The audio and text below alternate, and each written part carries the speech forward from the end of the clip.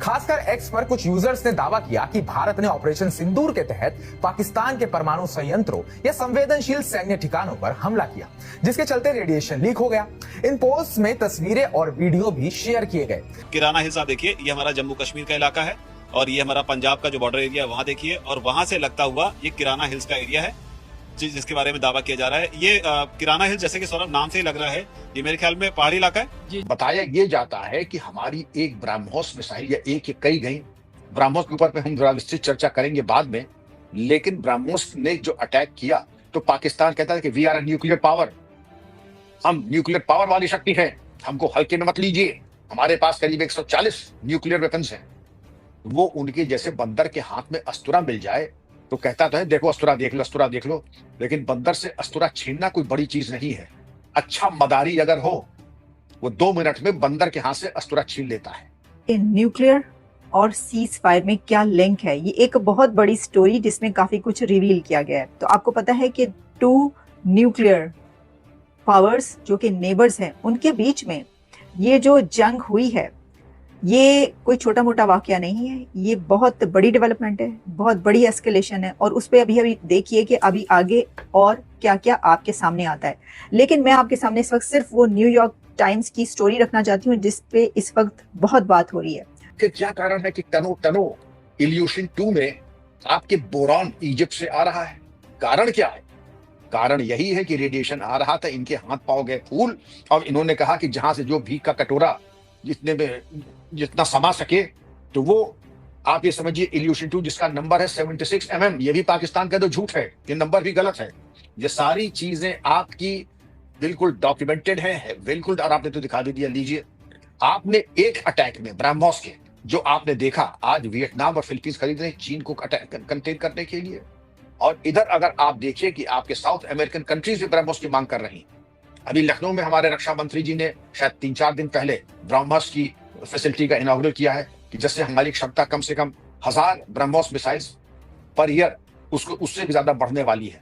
तो BrahMos success story तो मैंने आपको बताया, लेकिन इसके साथ साथ अब जो पाकिस्तान हमेशा कहता है कि हमें सबूत दीजिए, अब सबूत क्या दें? अंधे को भी सबूत दें, क्या दें?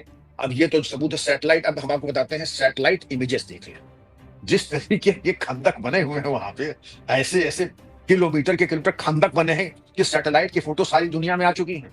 कि नूर खान एयरबेस जो है वो वहां पर वो एक्चुअली न्यूक्लियर हेडक्वार्टर है पाकिस्तान का, वहां स्टॉक पाइल है पूरा न्यूक्स का, और उन्होंने बहुत डीप टनल्स बनाए हैं और वहां पर उन्होंने वो स्टॉक पाइल रखा है। वो चाइनीज टेक्नोलॉजी बनाया क्योंकि उनके खुद के पास इतनी टेक्नोलॉजी नहीं थी कि वो इतने डीप टनल्स और इतने सिक्योर टनल्स बना सके। कहते हैं उन्होंने एक आधा दिखाया था कि इतने सिक्योर हैं कि कोई भी वेपन उसको अंदर तक जा नहीं सकता।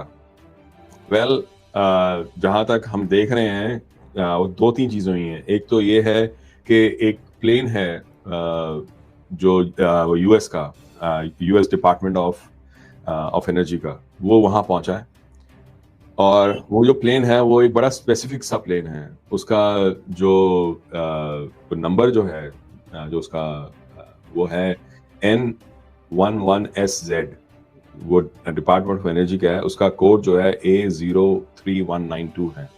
वो पाकिस्तान इस्लामाबाद में लैंड किया है, और कमाल की बात ये है कि ये जो ये प्लेन जो है वो B350 का है, और इसके बारे में काफ़ी डिटेल भी है, और ये आता है तब जब वो डिटेक्शन करता है न्यूक्लियर डेटोनेशन कहीं। मैंने आपको अपने एक प्रोग्राम में भी बताया था कि प्राइम मिनिस्टर शहबाज शरीफ की तरफ से ये खबर आती है कि न्यूक्लियर मीटिंग हो रही है। तो मैंने कहा ये न्यूक्लियर मीटिंग क्या है, ये न्यूक्लियर मीटिंग हो रही है, किस चीज की मीटिंग हो रही है? उस वक्त तक हमें ये नहीं था कि ये जो न्यूक्लियर मीटिंग होने जा रही है तो ये एक ग्रुप होता है, यानी ग्रुप है मुल्क के अंदर जिसमें कुछ लोग हैं, जिसमें के जो सबसे इंपॉर्टेंट बिगेस्ट अथॉरिटीज हैं कंट्री की वही होती होंगी। तो स्टेट की अथॉरिटीज जो हैं उसमें चंद लोग होते हैं, 7, 8, 9, 10 जितने भी, वो बैठते हैं और वो किसी ऐसी सिचुएशन में ये फैसला करते हैं कि अब न्यूक्लियर इस्तेमाल करना या नहीं करना। तो जब ये खबर आई कि पाकिस्तान के अंदर कोई ऐसी मीटिंग बुला ली गई है जिसमें न्यूक्लियर मीटिंग कहा जा रहा है, उसमें ये वाली बात हो रही है, तो फिर ज्यादा फिक्र पड़ गई और अमेरिका को इसके अंदर इंटरवीन करना पड़ा। और इसके ऊपर जो डिफेंस मिनिस्टर हैं ख्वाजा आसिफ, जब उनसे पूछा गया था कि आपने ऐसी कोई मीटिंग बताई, तो उन्होंने कहा जी ऐसा कोई ग्रुप है नहीं, और ग्रुप है भी तो ऐसी कभी मीटिंग कोई बुलाई ही नहीं गई। इस अभूतपूर्व विजय की कल्पना भी लोगों ने नहीं की होगी। प्रधानमंत्री का जो ओजस्वी भाषण था कल, सभी ने सुना होगा, भारत में भारत के बाहर। उसमें जो सांकेतिक रूप में बहुत सारी बातें कही थी, हम सीज फायर नहीं हुआ है, हॉस्टिलिटी सीज हुई है। कैबिनेट कमेटी ने स्पष्ट कर दिया है एक लाइन के नोट पे कि अगर पाकिस्तान ने दोबारा दुस्साहस किया तो भारत के सारे विकल्प खुले हुए हैं। अब सारे विकल्प क्या, कुछ सारे विकल्प क्या होते हैं? इसके पहले क्या हुआ था? इसके पहले आपने 65 किया, 71 किया, पुलवामा किया, और अब वर्तमान जो संघर्ष है कारगिल किया। लेकिन इसमें जो आपकी अभूतपूर्व जो आपकी विजय, और आपने दिखा दिया कि आप जो डायरेक्ट कन्फ्रंटेशन होता है, जो काइनेटिक्स होती है, बिना उसके भी आप दुश्मन को कैसे धूल चटा सकती हैं। हम आते हैं 22 अप्रैल को, हमारे यहाँ दुर्भाग्यपूर्ण जो घटना कायरतापूर्ण कातिलाना हमला हुए 27 हमारे भारतीय जिसमें मारे गए, नृशंस हत्या उनकी हुई। उसके बाद प्रधानमंत्री का मधुबनी बिहार में ये घोषणा कि हम पाकिस्तान को सबक सिखाएंगे, और अंग्रेजी का भी एक वाक्य प्रधानमंत्री जी ने मधुबनी बिहार में कहा जो कि सामान्यतः अंग्रेजी में नहीं कहते हैं, और उसका निहितार्थ यही था कि विश्व भी समझ ले कि Bharat means business and there is no getting away from consequences. BrahMos ने जब अटैक किया तो हल्की सी सुगबुगाहट हुई रेडिएशन की, तो अमेरिकी secretary of state Marco Rubio ने भारत फोन किया जयशंकर जी को, और ये कहा कि पाकिस्तान वार्ता के लिए तैयार है। तो पाकिस्तान वार्ता के लिए ऐसे तैयार नहीं हुए, लातों के भूत बातों से नहीं मानते। ये मान कैसे गए? मानने की जरूरत ये थी कि दो चीज मैं आपको और बताऊंगा। ये यूएस के आप एनर्जी डिपार्टमेंट का एक हवाई जहाज जो कि रेडिएशन इंस्पेक्ट करता है, जिसके पास सेंसर होते हैं एयर और ग्राउंड के रेडिएशन का मूल्यांकन कर, वो अब युद्ध खत्म हो, युद्ध लगता है समाप्त हो गया जब टैंक से या आर्टिलरी से कर, इसका सबका इस्तेमाल प्रासंगिक हमेशा रहते हैं। लेकिन लोग ये समझते थे कि शायद भारत इतना अभी वैज्ञानिक रूप से, तकनीकी रूप से इतना विकसित नहीं हुआ कि इस प्रकार की चुनौती, जबकि पर्दे के पीछे से अगर आप गौर करें तो इसमें चीन भी है, टर्की भी है, पाकिस्तान तो खैर ही है, और मुझे पूरा शक है कि ऐसे रोग स्टेट जैसे नॉर्थ कोरिया आदि हैं, उनका भी परोक्ष समर्थन पाकिस्तान को है। और अभी तो देखिए जो ड्रोन्स आए थे उनके बारे में जो आम चर्चा था, आपके जो आयरन डोम है उससे भी ज्यादा कामयाब हमारा एयर डिफेंस सिस्टम था।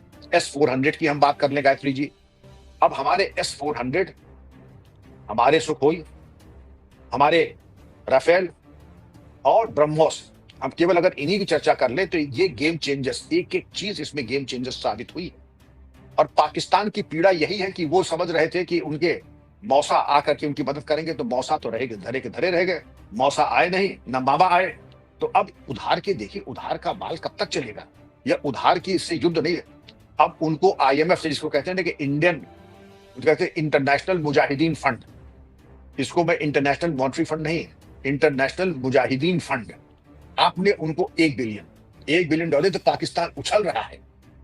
आपको ये मालूम है कि मुकेश अंबानी के यहाँ शादी में कितने बिलियन खर्च हो गए थे?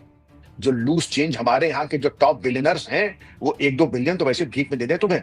तो अगर एयर बेसिस को हिट किया जा रहा है तो अमेरिका को यह भी पता चल गया होगा कि पाकिस्तान की एयर बेसिस को किस हद तक हिट किया गया, कितनी एयर बेसिस को हिट किया गया। जैसे देखिए इंडिया तो कह रहा है ना कि जी 11 एयर बेसिस को बहुत बुरे तरीके से हिट किया, या 6-7 बेसिस का पहले आ रहा था।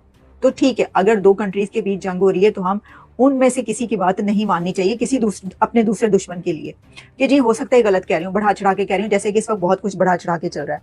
लेकिन जब एक थर्ड कंट्री बीच में आता है तो वो फिर एक ऐसे वक्त में अगर आता है तो फिर ये हो सकता है कि ये पता चल गया हो यहाँ पर कि अमेरिका में कि वहां पर क्या हो चुका है और क्या कुछ हो सकता है।